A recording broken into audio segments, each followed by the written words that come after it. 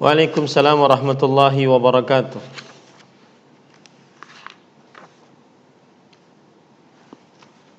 Waalaikumsalam warahmatullahi wabarakatuh.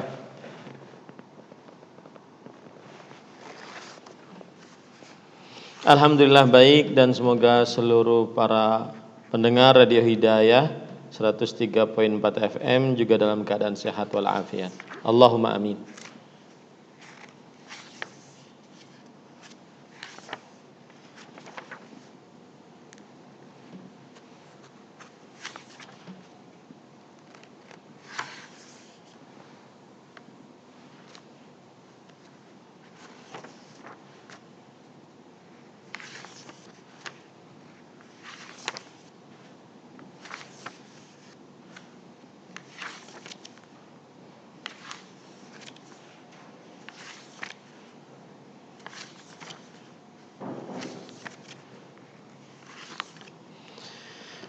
Bismillahirrahmanirrahim. Innal hamdalillah nahmaduhu wa nasta'inuhu wa nastaghfiruh wa na'udzu billahi min shururi anfusina wa sayyiati a'malina. Man yahdihillahu fala mudilla lahu wa man yudlil fala hadiya lahu. Wa ashhadu an la ilaha illallah wahdahu la syarika lahu wa ashhadu anna Muhammadan abduhu wa rasuluh. Ya ayyuhalladzina amanu taqullaha haqqa tuqatih wa la tamutunna illa wa antum muslimun. Ya ayyuhan nasu taqu rabbakumul ladzi khalaqakum min nafsin wahidah wa khalaqa minha zawjaha wa batha minhuma rijalan katsiran wa nisaa'a wattaqullaha alladzi tasaaluna bihi wal arham innallaha kana 'alaikum raqiba. Ya ayyuhalladzina amanu taqullaha wa qulu qawlan sadida yuslih lakum a'malakum wa yaghfir lakum dhunubakum wa man yuti'illaha wa rasulahu faqad faza fawzan 'azima. Amma ba'd, fa inna asdaqal hadits kitabullah wa ahsanul hadi hadi Muhammadin sallallahu alaihi wa ala alihi wasallam wa syarrul umuri muhdatsatuha wa kullu muhdatsatin bid'ah wa kullu bid'atin dhalalah wa kullu dhalalatin finnar. Alhamdulillah, kita bersyukur pada Allah Subhanahu wa taala pada hari ini, hari Jumat, hari yang paling mulia di dalam sepekan, 12 Sya'ban 1442 Hijriah. Kita dimudahkan oleh Allah Subhanahu wa taala untuk duduk bersama mengkaji kembali ayat-ayat suci Al-Quran dan hadis-hadis Rasul sallallahu alaihi wa ala alihi wasallam. Salawat dan salam semoga selalu Allah berikan kepada Nabi kita Muhammad sallallahu alaihi wa ala alihi wasallam, pada keluarga beliau, para sahabat, serta orang-orang yang mengikuti beliau sampai hari kiamat kelak. Dengan nama-nama Allah yang husna dan sifat-sifatnya yang ulia, kita berdoa, Allahumma inna nas'aluka ilman nafi'an wa rizqan tayyiban wa amalan mutaqabbala.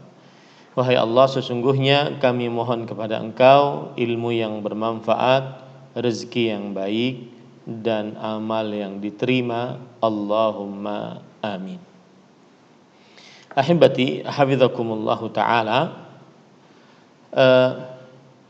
pada pembukaan dari konsultasi syariah ini, kita ingin mempelajari tentang sebuah hadis yang diriwayatkan oleh Imam Ahmad, Imam Abu Dawud, Imam Tirmidzi, Imam An-Nasa'i, dan Imam Ibnu Majah, serta Ibnu Hibban, serta Al-Hakim, dari sahabat Nabi Abu Hurairah radhiyallahu anhu, bahwa Nabi Muhammad sallallahu alaihi wa ala alihi wasallam bersabda, "Idzan tasafa Sya'banu fala tasumu hatta yakuna Ramadhan." Jika telah pertengahan bulan Sya'ban, maka janganlah kalian berpuasa sampai datang bulan Ramadan. Para ulama rahimahumullahu taala berselisih pendapat dalam hadis ini. Imam Tirmidzi, Imam Ibnu Hibban, Imam Al-Hakim, Imam At-Tahawi, dan Imam Ibnu Abdul Bar dan yang lain-lainnya mensahihkan hadis ini. Sedangkan Imam Abdurrahman bin Mahdi, kemudian Imam Ahmad, Imam Abu Zur'ah, kemudian Al-Athram melemahkan hadis ini. Dan para ikhwan yang dirahmati oleh Allah Subhanahu wa taala, oleh karenanya penentuan hukum fikih pun tentang hadis ini terjadi perbedaan pendapat di antara para ulama. Mazhab Asy-Syafi'i dan sebagian dari mazhab Hambali berpendapat bahwa tidak boleh berpuasa setelah pertengahan bulan Sya'ban, kecuali bagi siapa yang biasa berpuasa sunnah sebelum bulan Sya'ban, seperti puasa Daud puasa Daud sehari puasa sehari tidak puasa, puasa Senin dan Kamis, puasa qada Ramadan, atau puasa nazar. Ini adalah mazhab Imam Asy-Syafi'i dan sebagian dari ulama mazhab Hambali. Sedangkan jumhur, berarti dari mazhab Abu Hanifah, Imam Malik, kemudian juga dari mazhab Imam Ahmad secara masyhur, mereka tidak mengambil hadis ini. Mereka tidak mengambil hadis ini.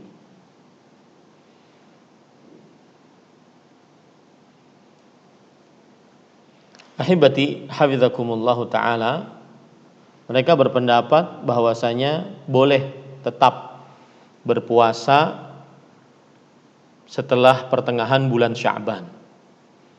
Hal ini berdasarkan beberapa dalil, yaitu hadis riwayat Bukhari dan Muslim dari Abu Hurairah radhiyallahu an, bahwa Nabi Muhammad sallallahu alaihi wa ala alihi wasallam bersabda, la taqaddamu ramadhanu atau ramadhana bi shaumi yaumin aw yaumain illa rajulan kana yasumu shauman falyasumhu.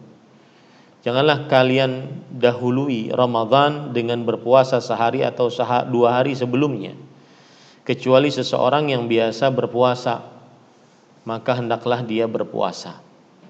Ini hadis menunjukkan bahwa yang tidak diperbolehkan untuk berpuasa adalah sehari atau 2 hari sebelum Ramadan. Berarti setelah tanggal 15 dari bulan Sya'ban tetap diperbolehkan untuk berpuasa. Ini dalil jumhur yang kedua. Yang pertama, yang kedua adalah hadis riwayat Bukhari dan Muslim dari sahabat Nabi Aisyah radhiyallahu anha. Beliau bercerita, "Ma ra'aitu Rasulullah sallallahu alaihi wasallam istakmala siyama syahrin qattu illa Ramadan. Wa ma ra'aituhu fi syahrin aktsara siyaman minhu fi Sya'ban." Aku tidak pernah melihat Rasulullah sallallahu alaihi wasallam menyempurnakan berpuasa selama sebulan sama sekali kecuali bulan Ramadan. Dan aku tidak pernah melihat beliau di dalam sebulan paling banyak berpuasa dibandingkan bulan Sya'ban. Dan dalam riwayat Bukhari disebutkan kana yasumu Sya'bana kullahu. Adalah Nabi Muhammad sallallahu alaihi wasallam berpuasa pada bulan Sya'ban seluruhnya. Di dalam riwayat Muslim disebutkan kana yasumu Sya'ban illa qalila. Adalah Nabi Muhammad sallallahu alaihi wasallam kebiasaan puasa di bulan Sya'ban, kecuali sangat sedikit sekali beliau tidak berpuasa. Di dalam hadis riwayat Imam An-Nasa'i, kana ahabbu syuhuri ilaihi an yasumahu Sya'ban kana yasiluhu bi Ramadan. Yang artinya adalah bulan yang paling beliau cintai yaitu berpuasa pada bulan Sya'ban, dan beliau menyambungnya untuk berpuasa pada bulan Ramadan. Ini menunjukkan bahwasanya berpuasa di bulan Sya'ban senantiasa diperbanyak oleh Nabi Muhammad SAW, dan menunjukkan setelah pertengahan bulan Sya'ban juga beliau berpuasa. Kemudian dalam hadis riwayat Imam Tirmidzi dari Ummu Salamah dan Aisyah radhiyallahu anha, beliau berdua berkata, "Kana Rasulullah sallallahu alaihi wasallam yasumu Sya'ban illa qalila, bal kana yasumuhu kullahu." Yang artinya adalah Nabi Muhammad sallallahu alaihi wa ala alihi wasallam berpuasa Sya'ban seluruhnya, kecuali sedikit saja beliau tidak berpuasa. Bahkan beliau berpuasa seluruhnya. Hadis riwayat Imam At-Tirmidzi. Ini hadis yang ketiga.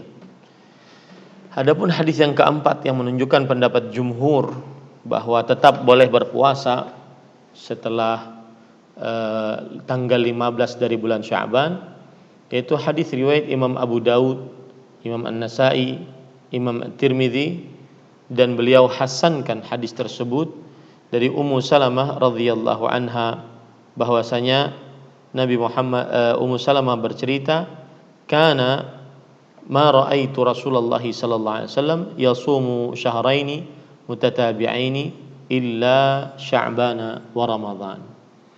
Aku tidak pernah melihat Rasulullah sallallahu alaihi wasallam berpuasa 2 bulan berturut-turut kecuali bulan Sya'ban dan bulan Ramadan. Ini juga hadis menunjukkan bahwa meskipun setelah tanggal 15 dari bulan Sya'ban, maka tetap dianjurkan untuk memperbanyak puasa. Kemudian ahibati hafizakumullah taala, termasuk dari hadis yang menunjukkan akan hal ini adalah yaitu hadis Usamah bin Zaid radhiyallahu anhu. Beliau berkata, "Ya Rasulullah, lam araka tasumu min syahrin minasy-syuhur ma tasumu min Sya'ban." Dari Usamah bin Zaid radhiyallahu anhu, beliau berkata, "Wahai Rasulullah, aku tidak pernah melihat engkau berpuasa dari sebulan dari bulan Sya'ban, ma tasumu min Sya'ban, kecuali dari bulan Sya'ban." Kemudian Nabi Muhammad sallallahu alaihi wasallam bersabda, "Dzaka syahrun yaghfulu an-nasu anhu baina Rajab wa Ramadan. Wa huwa syahrun turfa'u fihi al-a'mal wa uhibbu an yurfa'a 'amali wa ana sha'im." Itu adalah bulan yang mana orang-orang lalai di dalam bulan tersebut. Orang-orang lalai di dalam bulan tersebut, dan dia adalah bulan yang mana amalan-amalan diangkat kepada Allah Subhanahu wa taala, dan aku menyukai amalanku diangkat dalam keadaan aku berpuasa. Nah, ini menunjukkan bahwasanya diperbolehkan untuk berpuasa setelah tanggal 15 dari bulan Sya'ban, dan bahkan memperbanyak puasa setelah tanggal 15 dari bulan Sya'ban. Nah, taib. Sebelum dilanjutkan, saya juga join dengan Radio Hidayah. Ya. Radio Hidayah.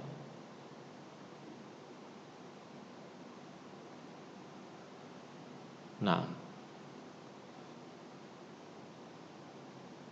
silahkan dilanjutkan.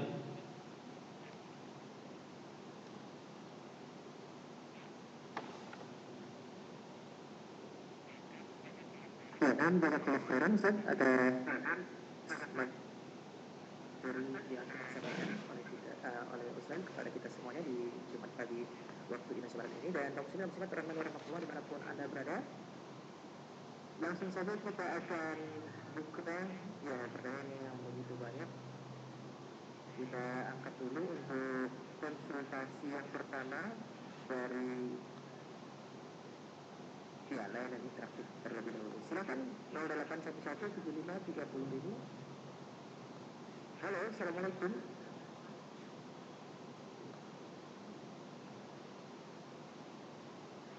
Silakan.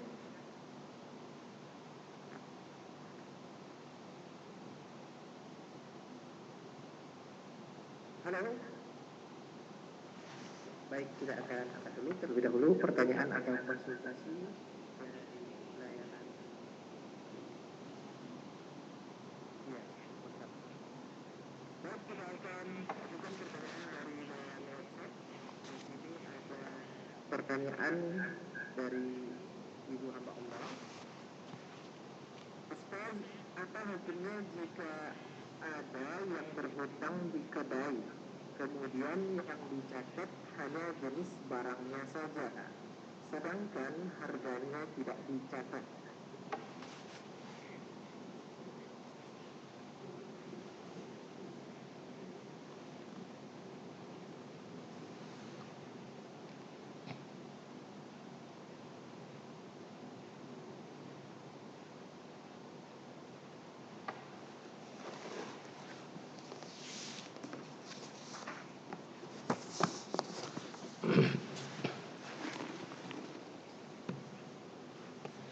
Mohon diulangi pertanyaannya, saya belum begitu perhatian. Nah,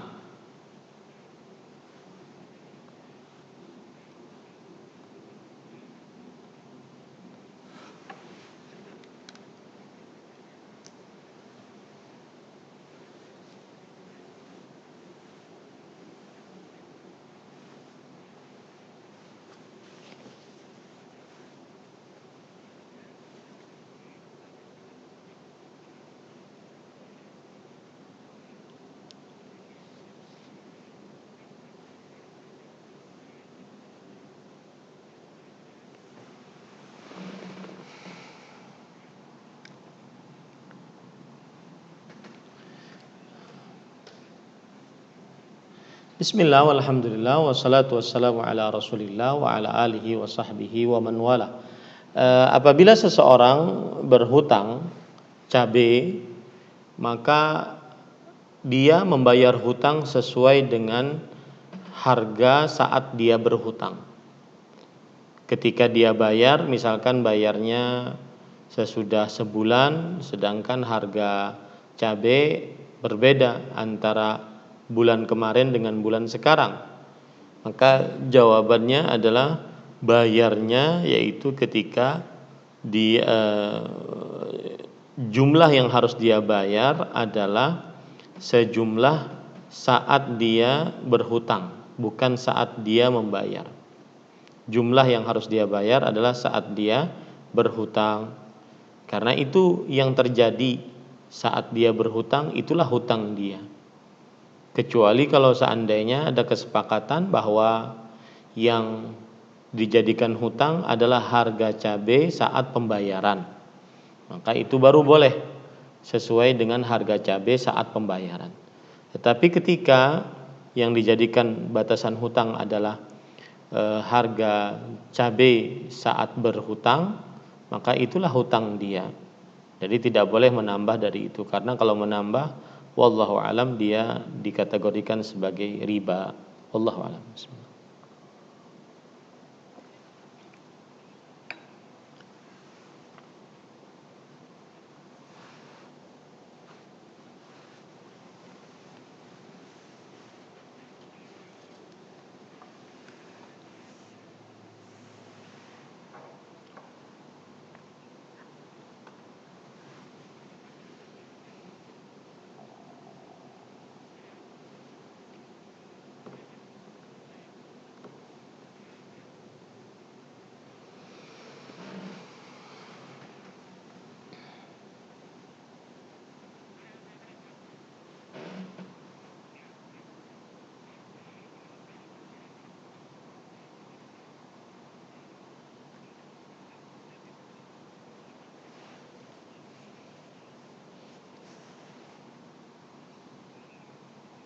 Waalaikumsalam warahmatullahi wabarakatuh.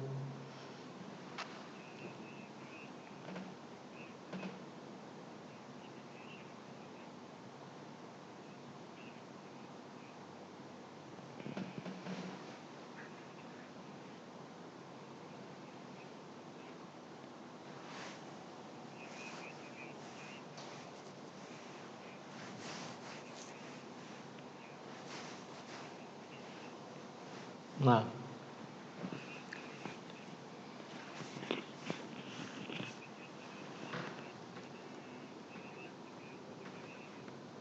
ya,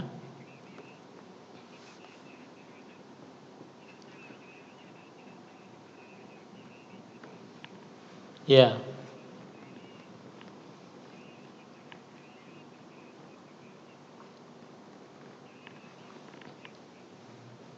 ya.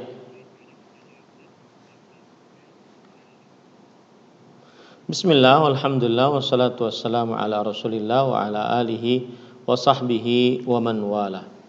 Ahibati, hafizakumullah ta'ala, tentang menghafal nama-nama Allah yang husna disebutkan dalam hadis Rasul sallallahu alaihi wa ala alihi wasallam bahwa inna lillahi tis'atan wa tis'ina isman man ahsaha dakhalal jannah, yang artinya sesungguhnya Allah Subhanahu wa taala memiliki 99 nama, mi'atun atau mi'atan illa wahidan, 100 kurang 1. Siapa yang menghitungnya maka niscaya dia masuk ke dalam surga. Dalam riwayat yang lain, man hafidhaha dakhalal jannah. Siapa yang menghafalnya maka dia masuk ke dalam surga. Hadis riwayat Bukhari dan Muslim. Hadis ini memberikan petunjuk anjuran untuk memperhatikan nama-nama Allah yang husna, untuk mentadaburi nama-nama Allah yang husna, untuk menghafal nama-nama Allah yang husna, dan untuk mengihsa nama-nama Allah yang husna sampai dia bisa mengambil faidah dari makna-makna yang agung dari nama-nama tersebut, dan sampai dia menjadikan nama-nama tersebut sebagai sebab kekhusyuannya kepada Allah Subhanahu wa taala, kemudian ketaatannya kepada Allah Subhanahu wa taala dengan mengerjakan hak-hak Allah Subhanahu wa taala. Dan nama-nama tersebut termasuk daripada sebab masuknya ke dalam surga bagi siapa yang menghafalnya dan menunaikan hak-haknya dan tidak mengerjakan dosa-dosa besar. Adapun barang siapa yang mengerjakan dosa-dosa besar, maka dia akan mendapatkan ancaman siksa dari Allah Subhanahu wa taala dan di bawah kehendak Allah Subhanahu wa taala. Jika Allah Subhanahu wa taala ingin menghendaki untuk menyiksanya, maka Allah akan menyiksanya. Jika Allah Subhanahu wa taala menghendaki untuk masukkannya ke dalam surga, maka Allah Subhanahu wa taala akan memasukkannya ke dalam surga. Akan tetapi menghafal nama-nama ini dan mengihsa dari nama-nama ini adalah termasuk daripada penyebab masuk ke dalam surganya Allah Subhanahu wa taala. Dan ini sekali lagi bagi siapa yang selamat dari terlarangnya dia masuk ke dalam surga. Karena yang namanya masuk ke dalam surga ada sebab-sebabnya dan juga ada penghalang-penghalangnya. Maka seseorang mengerjakan maksiat termasuk dari sebab penghalang masuk ke dalam surga.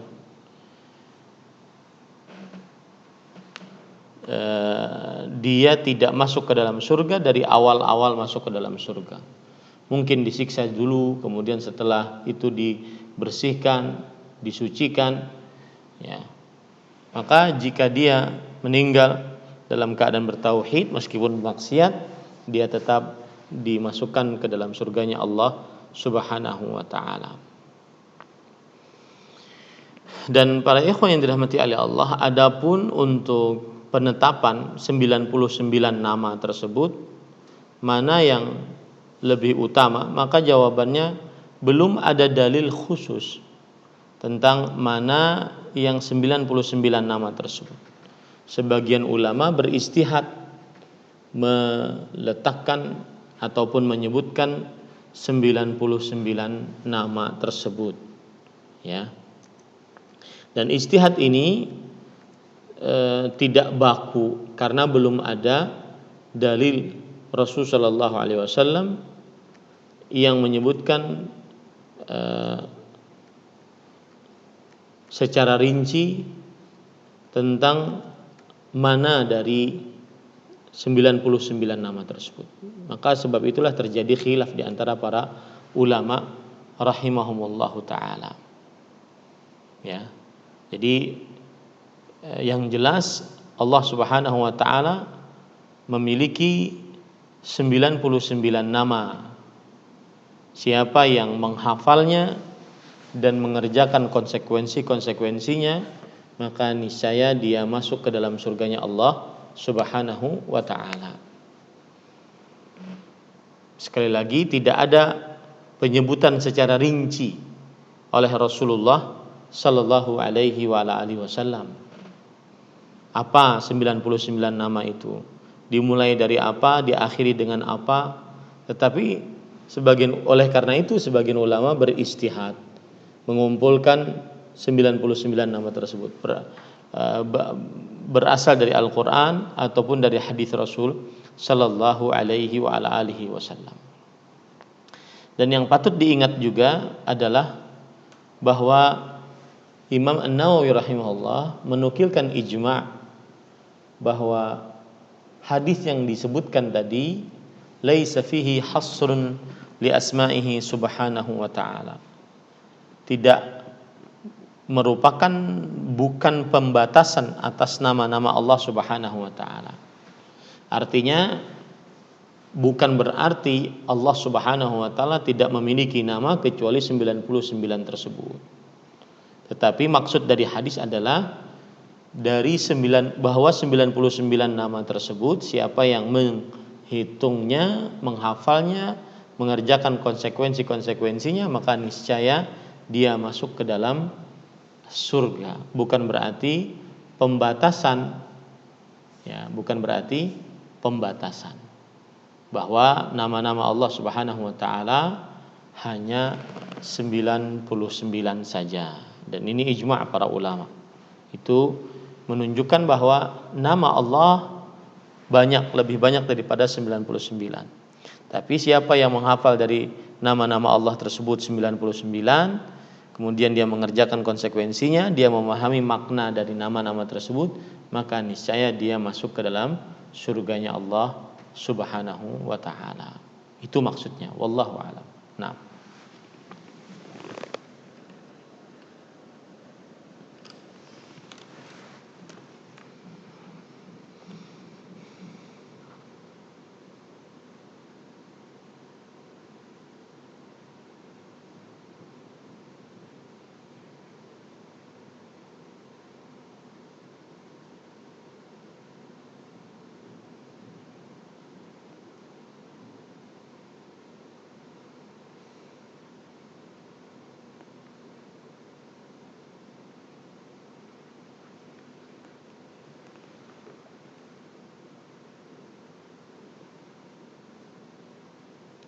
Waalaikumsalam warahmatullahi. Silakan Pak.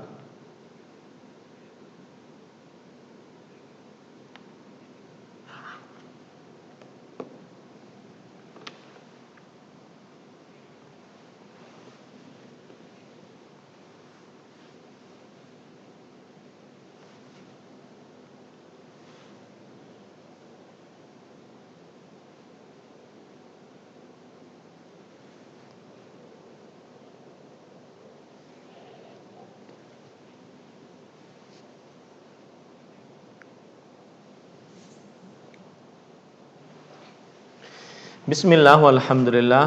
Waalaikumsalam warahmatullahi wabarakatuh. Bismillah walhamdulillah.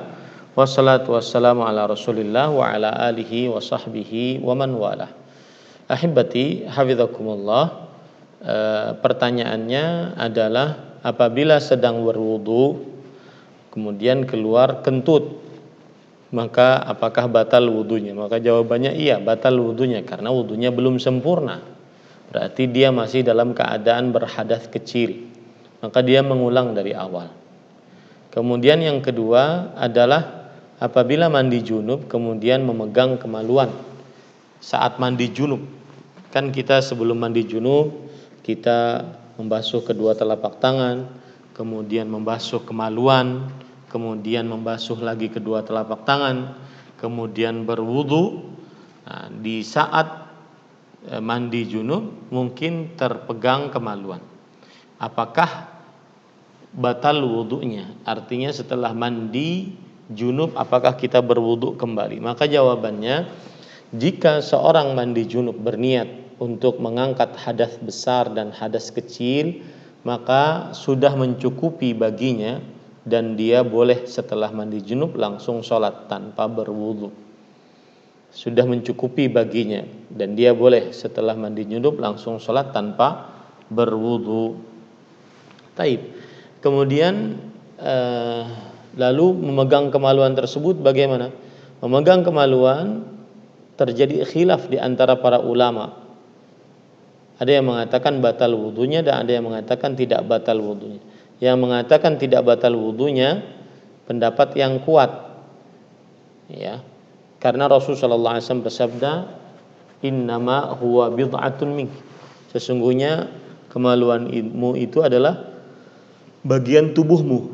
Dia sama seperti telinga, sama seperti hidung dan seterusnya.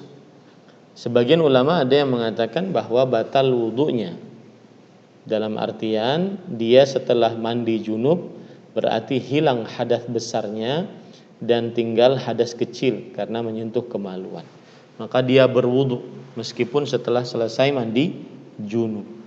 Maka wallahu alam, pendapat para ulama yang mengatakan bahwa dia tidak batal wudunya karena itu adalah bagian dari tubuhnya, itu adalah dikuatkan oleh sebagian ulama.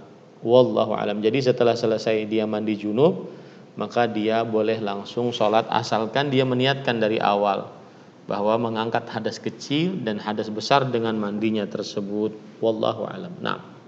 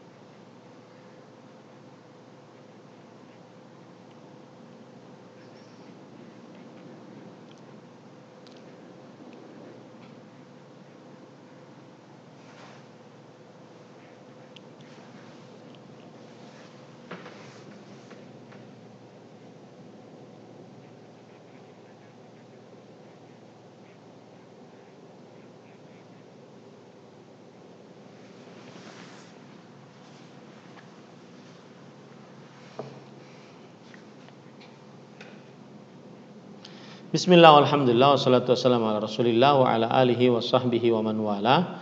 Ada orang yang berhutang ke bank konvensional, kemudian dia tidak sanggup bayar, akhirnya ditolong oleh kawan-kawan dengan harta zakat. Maka kemudian orang yang berhutang ini hanya membayar dengan hutang pokok hutangnya saja. Apakah boleh seperti itu? Maka jawabannya boleh, dan bahkan dia semestinya berusaha di waktu itu di bank konvensional agar membayar hutang dengan pokoknya saja, ya, dengan pokoknya saja. Maka boleh, dan apabila ada bantuan harta zakat yang masih tersisa, maka dia berhak untuk menggunakannya karena itu adalah harta dia, karena sudah diberikan kepada dia karena dia berhak untuk mendapatkan zakat, yaitu terlilit hutang. Wallahu a'lam. Nah,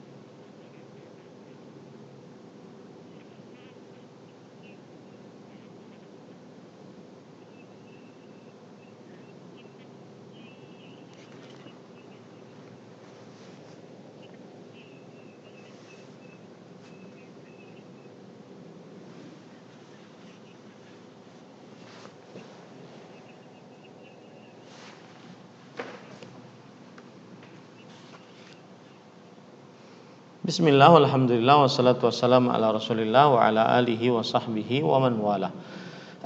Adapun untuk harta peninggalan suami, saya belum begitu jelas tadi tentang apakah suami ini meninggal atau berpisah dengan istrinya dalam keadaan istrinya bercerai dengan istrinya atau tidak. Yang jelas kita jawab, kalau seandainya suaminya meninggal, berarti kan suaminya meninggalkan harta waris. Berarti ahli warisnya di situ adalah istrinya dan anak-anaknya. Kalau seandainya itu adalah anak tiri bagi sang istri, maka anak tiri tetap dapat harta waris dari bapaknya, karena itu adalah harta peninggalan bapak kandungnya. Maka sang anak tetap dapat harta. Tapi kalau seandainya yang dimaksud bahwa suaminya meninggalkan dia, yaitu bercerai, ya, maka pada saat itu kalau memang sudah lepas dari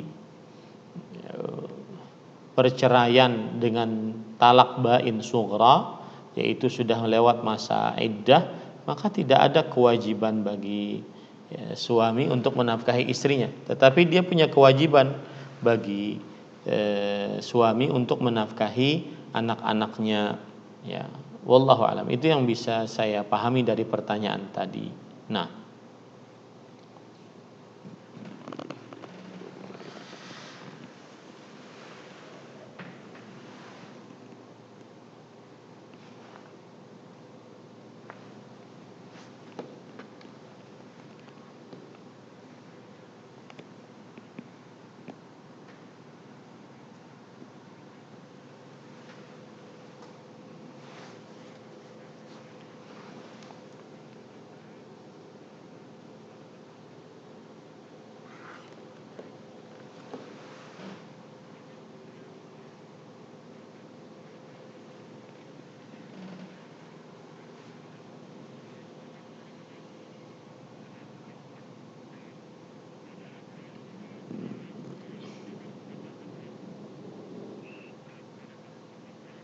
Waalaikumsalam warahmatullahi wabarakatuh.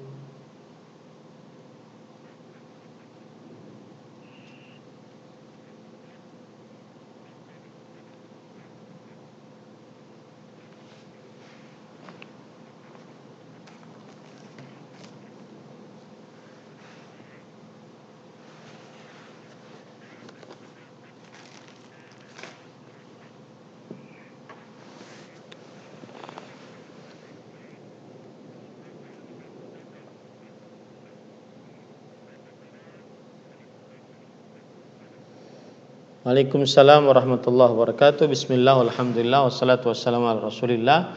Ini bertanya tentang doa Allahumma innaka afuun tuhibbul afwa fa'fu anni.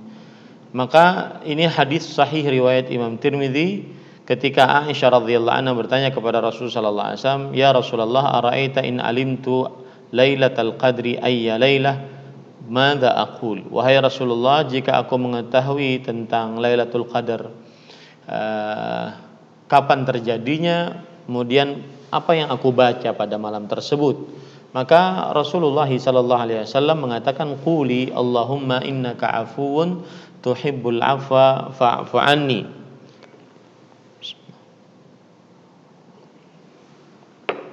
Saya minum dengan tangan kanan. Allahumma innaka afuwun tuhibbul afwa fa'fu anni. Dan arti dari ini adalah Allahumma, wahai Tuhanku, innaka afuun, sesungguhnya engkau adalah maha pemberi ampunan, fa'fu anni, maka ampunilah aku. Engkau maha pemberi ampunan, maka ampunilah aku. Itu artinya. Kemudian yang kedua adalah apakah bisa doa ini dibaca di luar 10 hari terakhir dari bulan Ramadan? Maka jawabannya bisa, ya, karena ini termasuk daripada minta ampunan dan minta afiyah. Dan Rasul sallallahu alaihi wasallam bersabda kepada pamannya Abdullah bin Abbas, pamannya Abbas bin Abdul Muthalib, yaitu salillahal afiyah, mintalah kepada Allah al-afiyah, yaitu keselamatan di dunia dan di akhirat. Jadi boleh saja dibaca ini di luar bulan Ramadan, di luar 10 hari terakhir bulan Ramadan. Wallahu alam. Naam.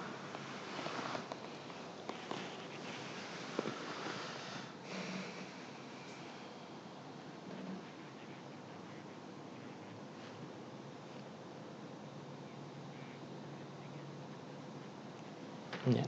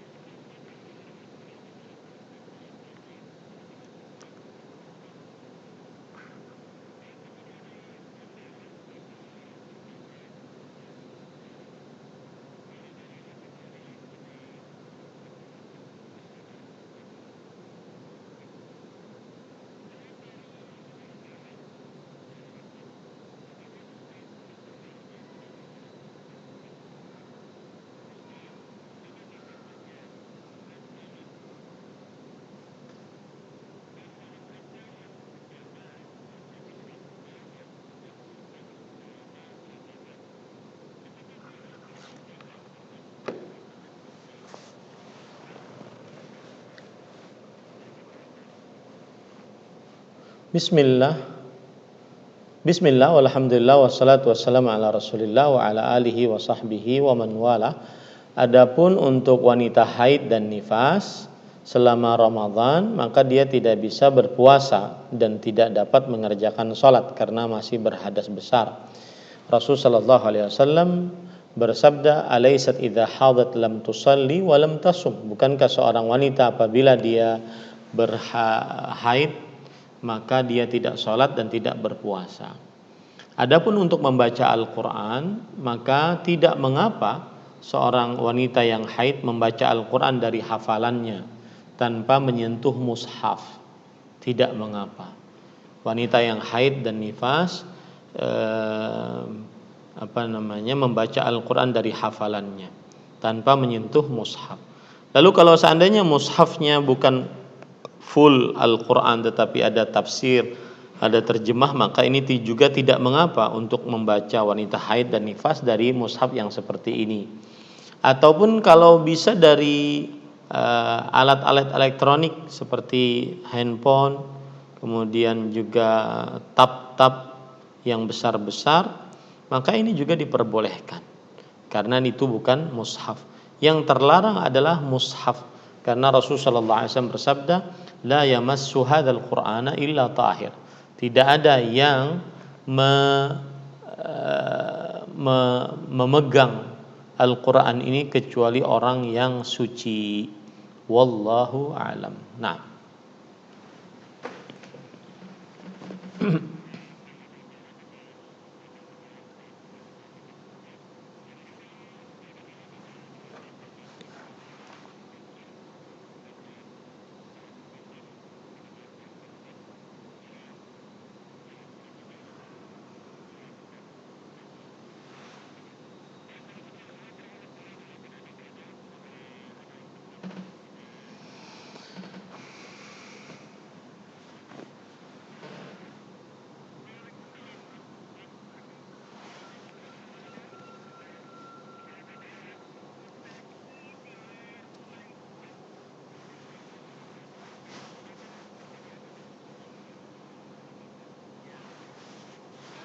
Waalaikumsalam warahmatullahi wabarakatuh.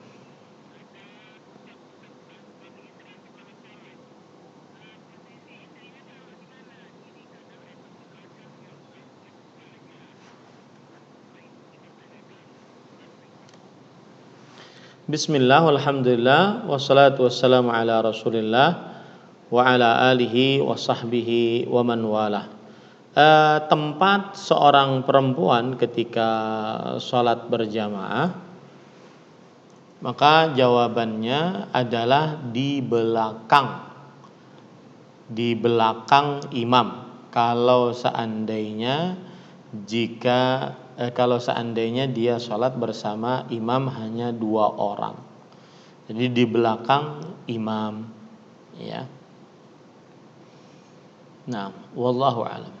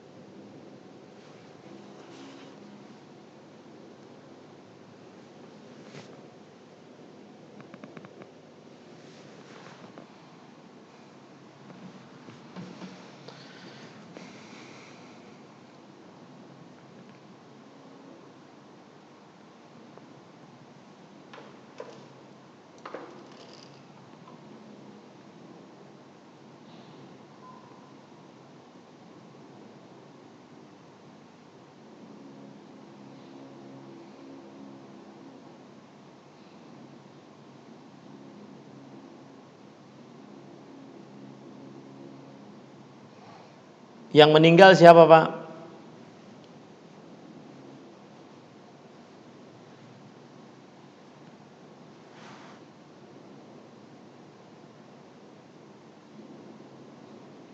Ya, cukup, Pak. Cukup. Waalaikumsalam warahmatullahi wabarakatuh. Apabila seorang istri meninggal, maka dilihat siapa yang menjadi ahli waris dari si istri tersebut. Yang pertama yang menjadi ahli warisnya adalah suami.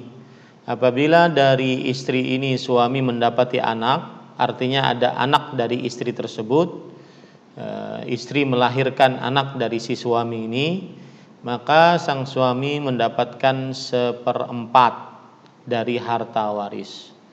Kemudian setelah itu anak-anak istri ini yang meninggal ini juga mendapatkan harta waris.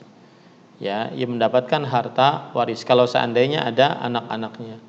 Begitu juga bapak ataupun ibu mendapatkan harta waris dari istri tersebut kalau seandainya dia punya ibu atau bapak, selama tidak ditutupi kedudukannya oleh anak-anaknya. Kemudian saudara-saudarinya dilihat juga, saudara-saudari istri ini apakah ada atau tidak, dan dilihat lagi nanti anak dari si istri ini apakah menutupi keberadaan saudara-saudari atau tidak. Nah, lalu ternyata sang suami nikah dengan seorang perempuan punya anak.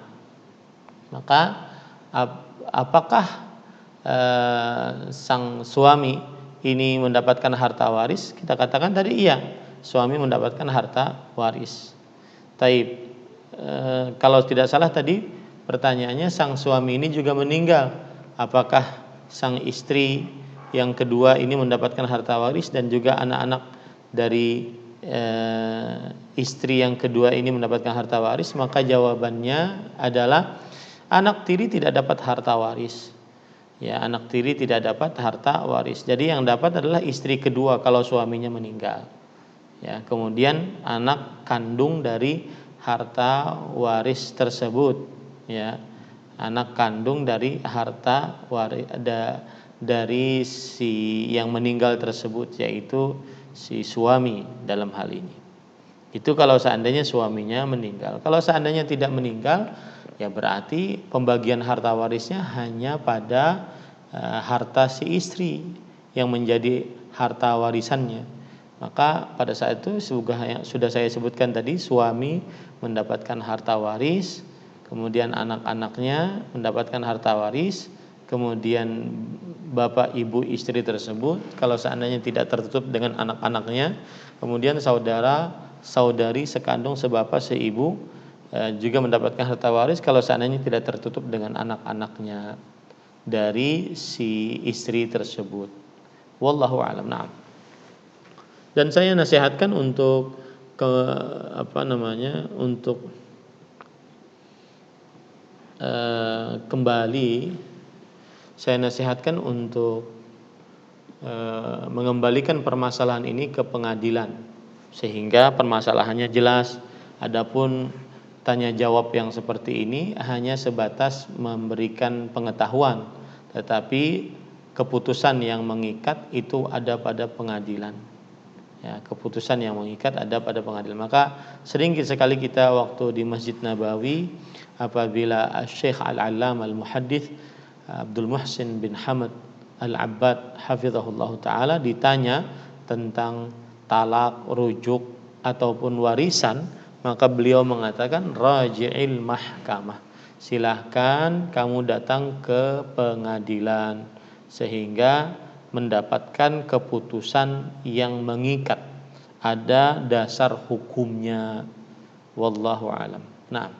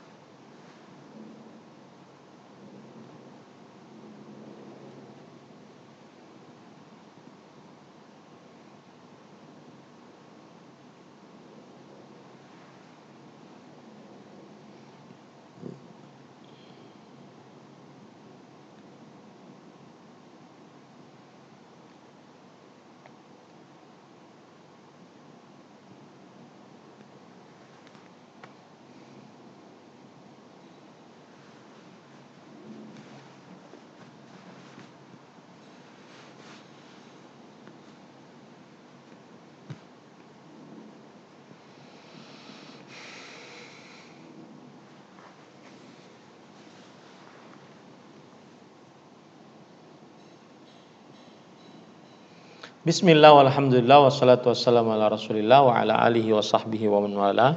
Berdasarkan ayat Al-Qur'an, maka seorang anak wajib berbuat baik kepada orang tua.